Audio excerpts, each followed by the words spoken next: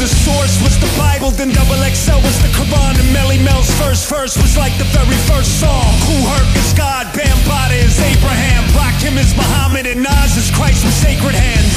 The Old Testament is a major label that had Biggie and Pac playing Cain and Abel.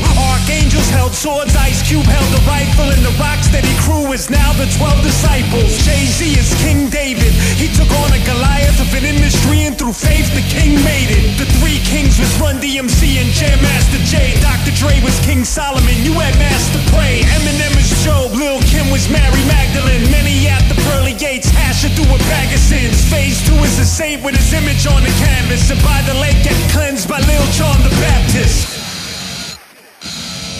And they all had their hands up, and they all had their hands up, and they all had their hands up, and they all had their hands up. The sign of the Most High. And they all had their hands up, and they all had their hands up, and they all had their hands up, and they all had their hands up. The sign of the Most High. And as I continue to read the scripture, Rick Rubin is Da Vinci, giving a vivid picture.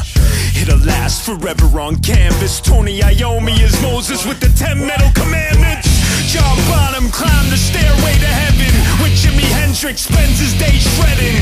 Beware when God drops his fist, cause Metallica are the 4 horsemen of the apocalypse. Gene Simmons will make you doubt the Reverend, then Kerry King will send you to south of heaven.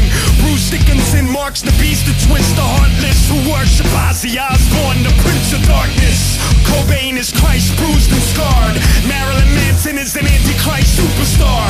Angus Young took the highway to the devil's floor and got Axel and Slash knocking on heaven's door.